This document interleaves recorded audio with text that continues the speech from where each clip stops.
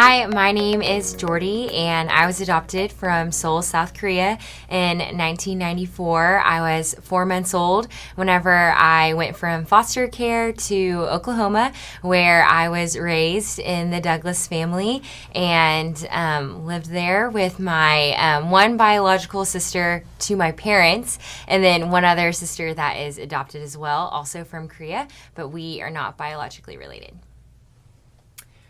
My name is Macy. I am a biological child in an adoptive family of 9. I know I'm third in line, and yeah. All right. I'm David. I was adopted in 2011 when I was 13. I grew up all over Texas, and I have two younger siblings that were a part of the family before I moved in, and 2 older biological siblings.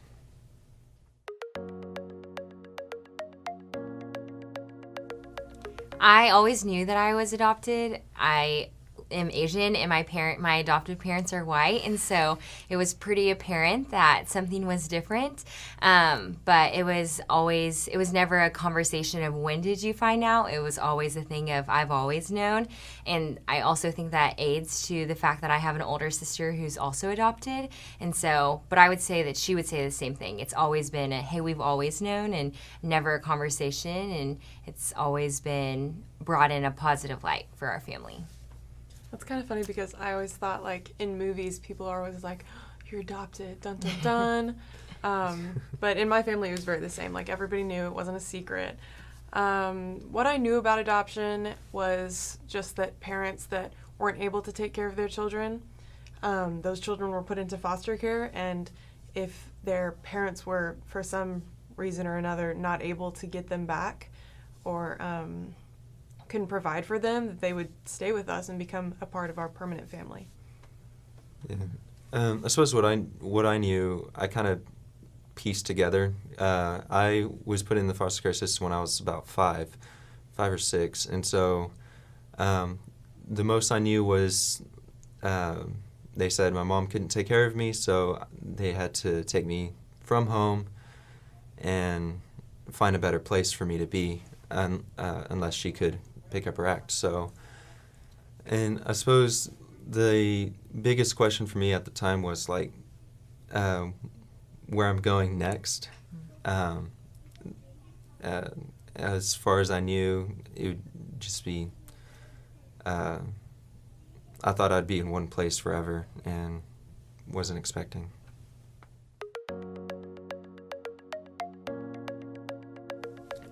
I knew I wasn't alone because when I was first removed from my home, I went to I guess like a shelter home type facility called Boysville.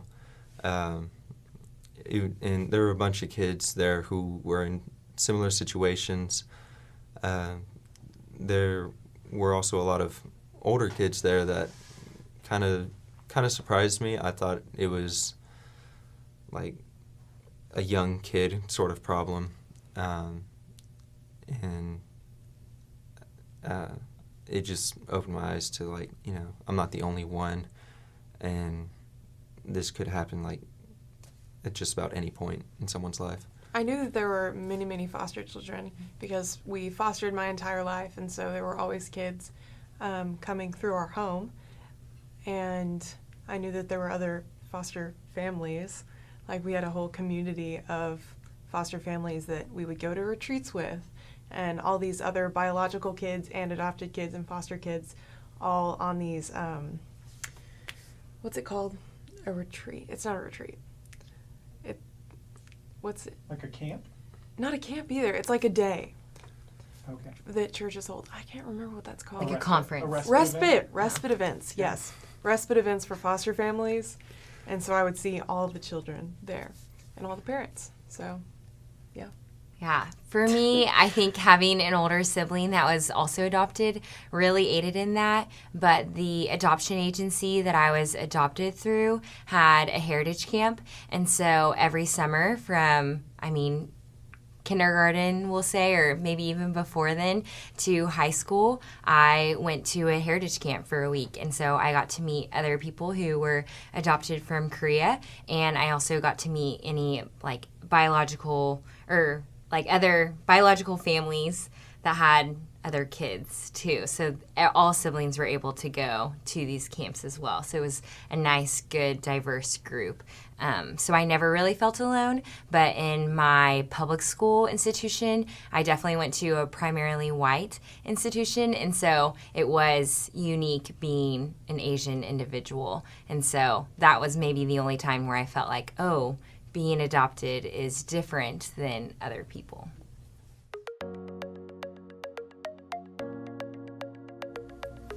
For me, the only really things that I know about my biological parents is that they were not married and that they were really young, 16 or 17, whenever they had me. And so I just was always told that, one, because they weren't married and because it's different for Asian culture to have like a single mom raise a child. It's very different than American culture. That's why I was put up for adoption, because it was controversial against culture, and also she was just so young, so she wouldn't be able to provide for me. So that was always how it was framed for me, and honestly, even as a 26-year-old, that's still how I perceive it to be. And so, yeah. Yeah, and for me, I guess the way it was explained to me was that the situation I was in with my mom was unhealthy, and when people would come to check out the place, they would say there were signs of neglect or abuse, and so like because of that, they had to remove me from the situation, in the hopes that my mom would, clean up her act and get back on track so that I could come back. And eventually it just never happened. So.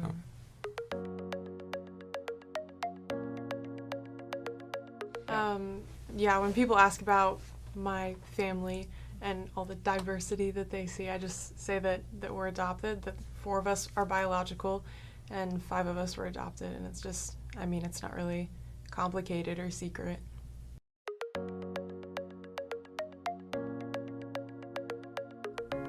Well, for me, I don't know. I never really encountered any why do you look so different from your parents? Because something that's always been said, and I agree with, is that I look very similar to my adopted dad, and so I haven't really had to address it very much. When I have, I'm a pretty open book. I just let the person know, well, I'm adopted. So that's why there's a difference in, skin tone or whatever. I think since I grew up in Oklahoma and I went to a public school that was primarily white, it was more so at school that it was like, hey, Jordie is Asian, she looks different, her eyes are smaller, that sort of thing. But growing up, I never felt isolated because of the way that I looked, and I actually really enjoyed being different than the people around me. And growing up too, I would bring my mom for show and tell, and so she would get to tell my adoption story to my friends and my classmates. And so yes, there was a sense of, hey, why do I look different than my other classmates? Why am I Asian? Why are they white? But it was never necessarily from my friends because they were comfortable and they knew my adoption story. But I think I always kind of wondered of, hey, why do other people look different? Why do I only see lots of Asian people at this Korean heritage camp? And that was something that my parents were always good about. Let's have conversations about this, and opening the door so I could get to know my Korean heritage, however much or little that I wanted to. And so really thankful that they made that known. Like we always joked that my mom thinks that she's Korean. She's not.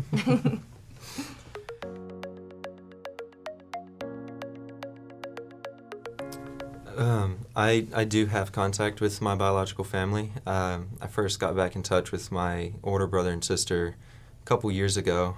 I reached out to them and got a response, got to go down and see them.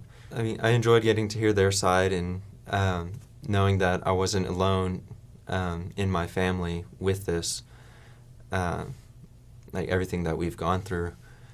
I still talk to them every now and then. It's always nice to know that I can reach out and just catch up. I got back in touch with my biological mom a few months ago, and that one was a little bit harder to deal with. There was still a lot of hurt and bitterness that I was carrying on that side, but being able to talk to her and talk through those things, get answers to some of the questions that I had, while they were hard at first to have answered, it's helped me, I guess, come to grips with it a lot better. For me, I don't have any contact with my biological family. I believe at the time, I don't know if this is still a thing, but growing up, it was by law, I guess. Whenever you're 14, you can search for your biological parents. And I never had that need growing up, and I still don't really have that need in me. My sister Macy, who is also adopted, she did start to search for her parents, her biological mother specifically. And my mom and dad were super great in hiring a private detective and really speeding that process up for her. And she was able to communicate with her. But her experience, I think, was hard, and just creating communication. Her mom was very mentally ill, and so I don't think that helped in a situation. Maybe that aids to me not continuing to want to search for my biological parents, but truly I've never had a need. I always said, oh, if I had a medical need that needed answering, then maybe I would. But even then, I don't know, and I don't know if that's just my lack of curiosity in life sometimes, or the Lord's sovereignty. But for me, my parents are my adopted parents. But maybe that's because that's all I've known too.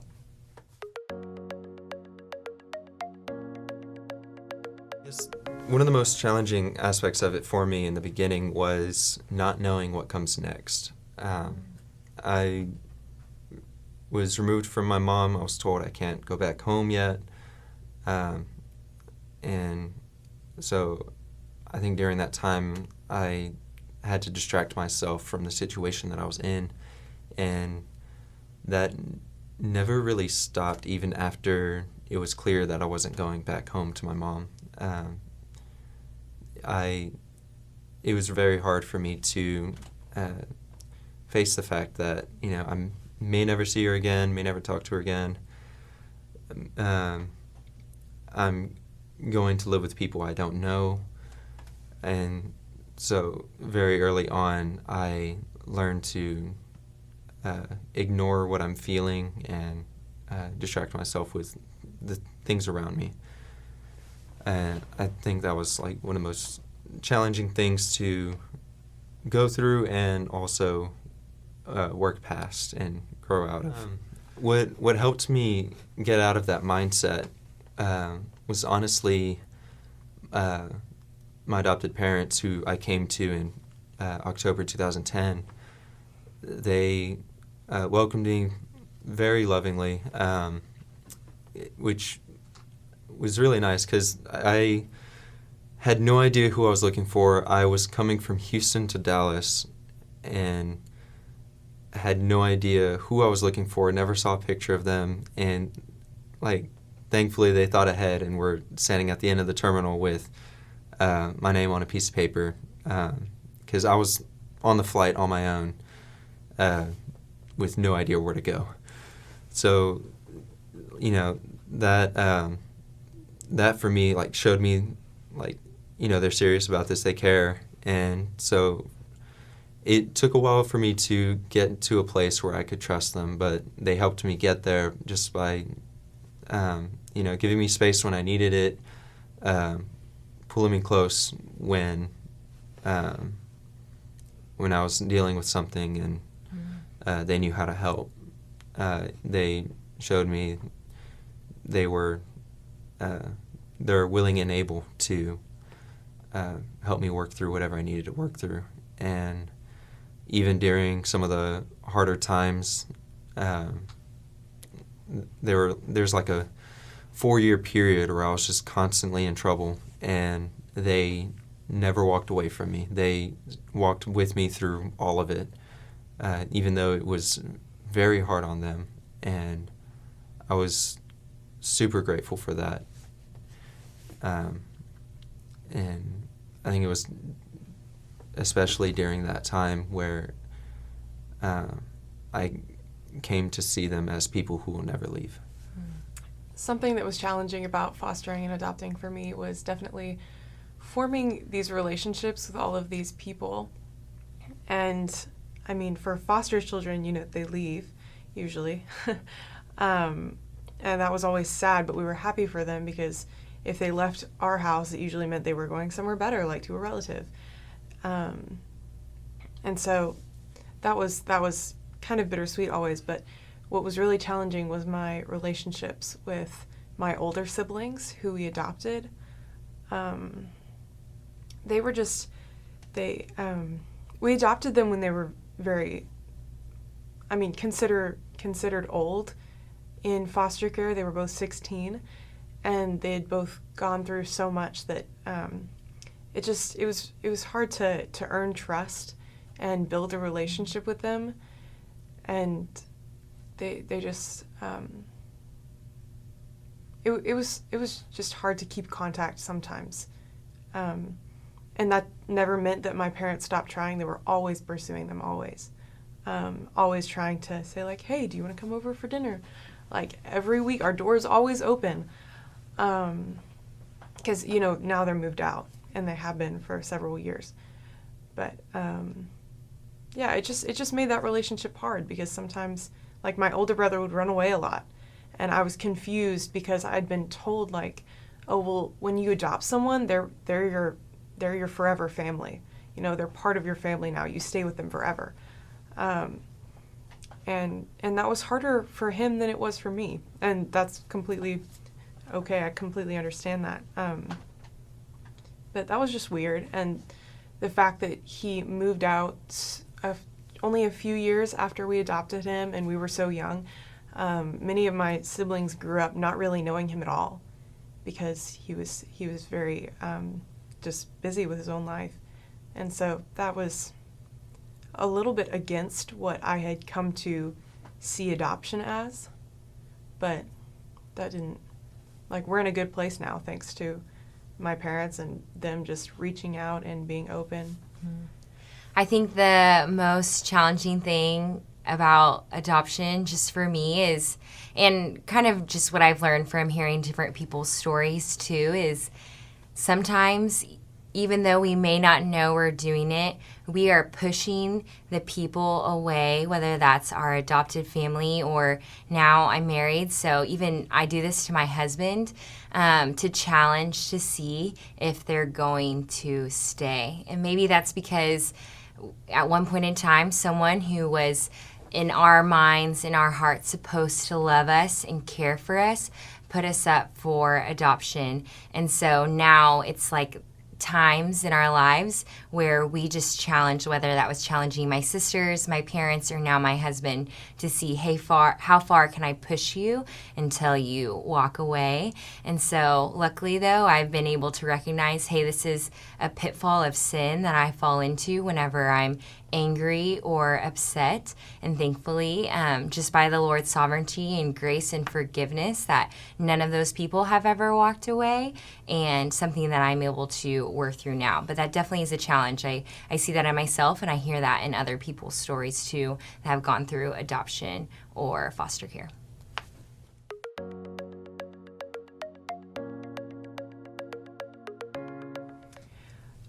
Whenever children were reunified with their families, that was always celebrated.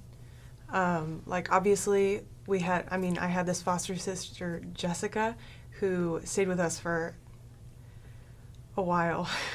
And she ended up going back to her biological dad And that was like such a big victory for us, because foster children, we want family reunification. Like, that's so important. And it was kind of weird because it reminds me of this story, kind of like the horror story of children being taken. I had this teacher, and she had 2 foster boys, and one of them went back to his parents, and she was so happy for him, but at the same time, just heartbroken that he had left, and she had planned on adopting him, and that wasn't able to happen. And she actually asked me, which I thought was weird because I was very young. I was in like 5th grade. She asked me, like, how do you cope with people leaving your house? And I didn't say anything philosophical. I was like, well, they go on to another home and we're happy for them. And she was like, oh. And it was kind of a weird moment. But yeah, I would just say the point of fostering is for children who can't go home to find a home, but for children who can go home, that we're taking care of them until their relatives and family can. And so, yeah, it was always a positive thing whenever children went back. And even as my husband and I are thinking about how we want to grow our family, adoption and foster care are 100% on the table. And knowing from my own experiences and hearing others that we would never want fear or lies from the devil to ever stop us from doing what God has in store for us to grow our family. And I think something that's so great that my family has always just reminded is that, and what I mean my family, my adoptive family, is that our family is not bound by blood, but bound by love. And so just remembering that as you're going through this process and thinking through it and praying carefully through it as well.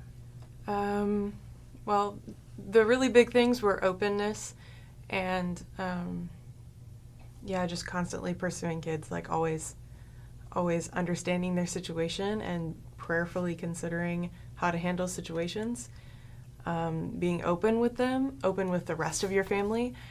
And then I guess one other thing was find a community, not like a small group community, like a community of other foster parents and adoptive families, because that's one thing that I heard from my parents over and over through the years. Like, they were just so glad that they had this community of other foster parents and adoptive parents to support them. But just from my personal experience, openness is key. In my personal experience, when you're a foster kid coming into a new home, you're like terrified. You don't know how long you'll be there, if this experience will help you or hurt you. And so just making the home as open and trusting as possible is a big help. And like you said, like always pursuing the kid, no matter how much grief they give you. Like, because foster kids, in my experience, we have contradicting feelings. We don't want you to leave, but we may come across as like pushing you away. So, there's something to keep an eye out for, is even if we're pushing back, it's not because we don't want to be there or like we're done, or we don't know how to deal with what we're going through. And so always give grace and make sure they understand that they're loved.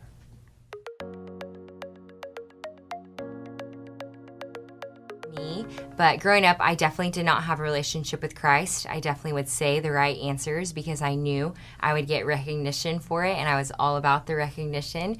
But it wasn't until I was a senior in high school that someone really shared the gospel with me, and I was able to comprehend that, hey, what I'm doing now is sinning, and that is an offense against God. But I don't have to earn his love like I've tried to earn so many people's, but that it is given to me for free. I just need to accept it.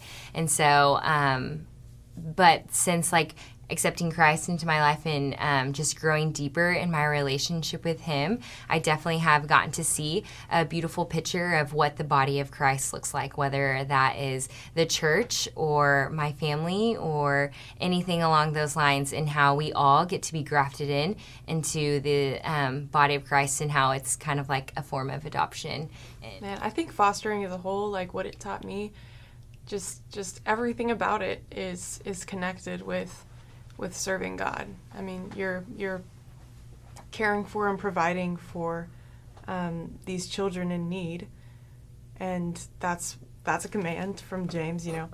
But also just the way you go about that, everything about that is biblically based. Like pursuing a child even though they push you away, like that's not something that normal people do indefinitely, and it's something that Christians are called to do indefinitely and without condition, and welcoming people in no matter what their background or behavioral complications or medical history, I don't even know.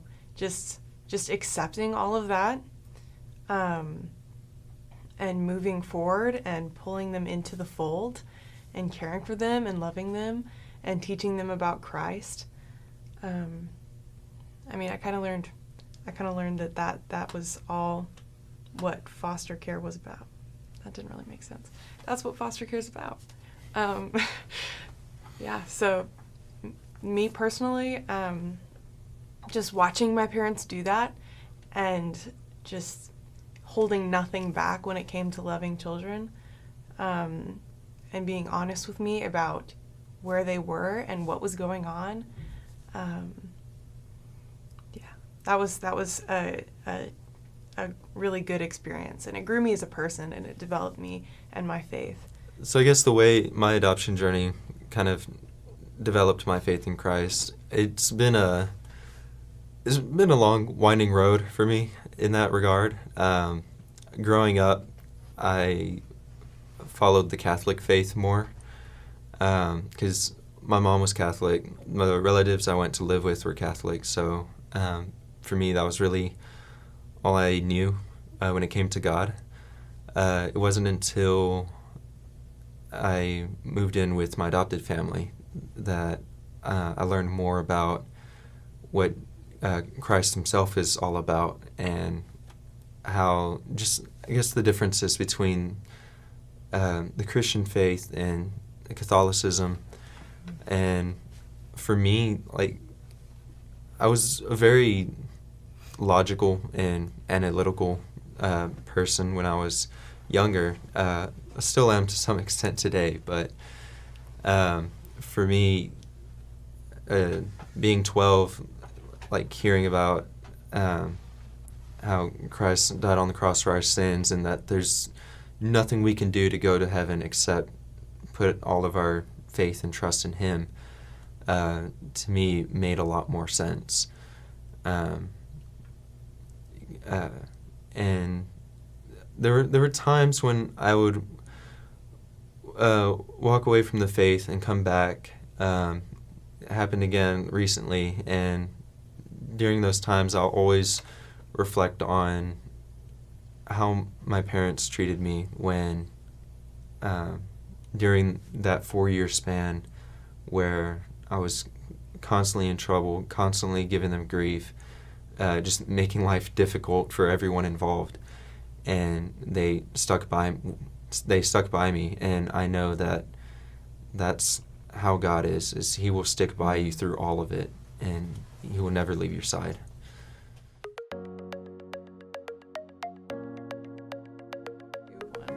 I just want to emphasize that openness is really important.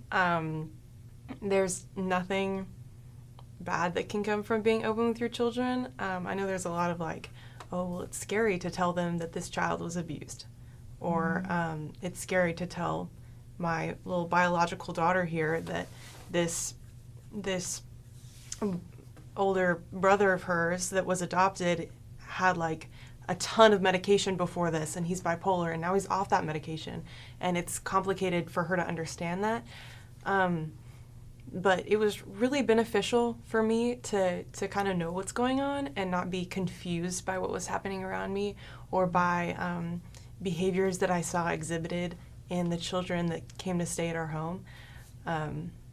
So yeah, I wouldn't not be open with your biological foster adoptive kids. Yeah, and I would agree with that because I think as kids, we're really, during any time in our lives, we kind of make up stories for things we don't understand.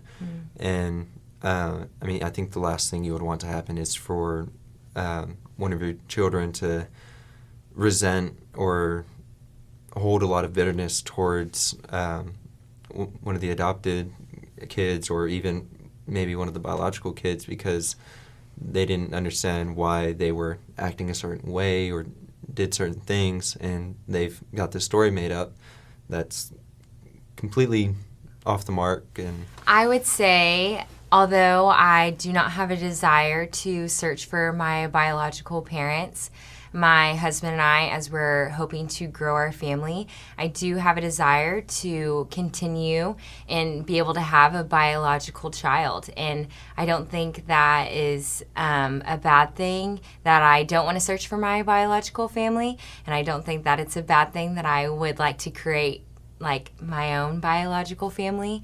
But my adoptive parents are my parents, and I love them, and I'm so thankful that they chose to adopt me and raise me, and have always made sure that I've been a part of the family. And so I'm so thankful for that. And I know that if I ever wanted to search for my biological parents too, that they would never be upset or offended by that.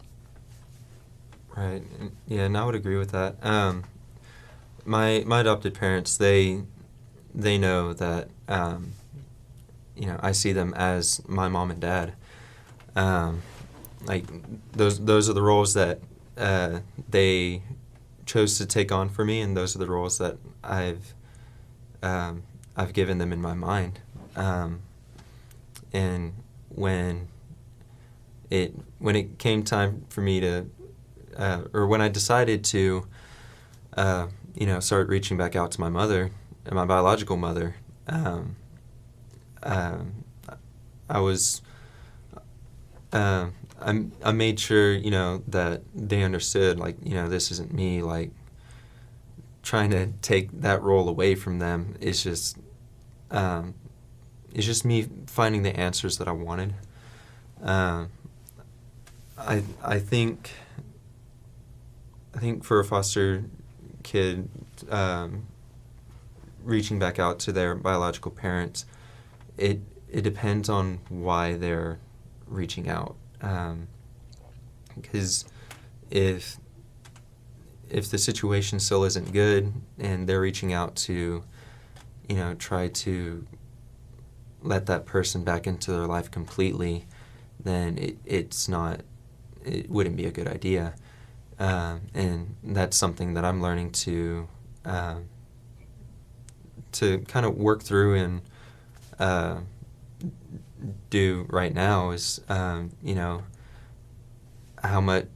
far into my life do I let my biological mother come back in, and because I now understand like how to, like, what it looks like when someone's genuine, when they're truly making an effort to do better.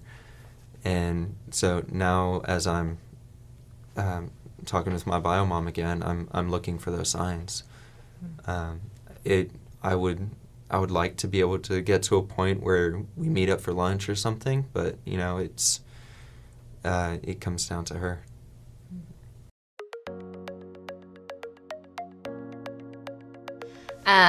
I would say, hey, Jordie, Know that you are on a great adventure that God has predestined before you, and that you are going to be able to live a life where you get to be fully known and fully loved. And so don't hold back.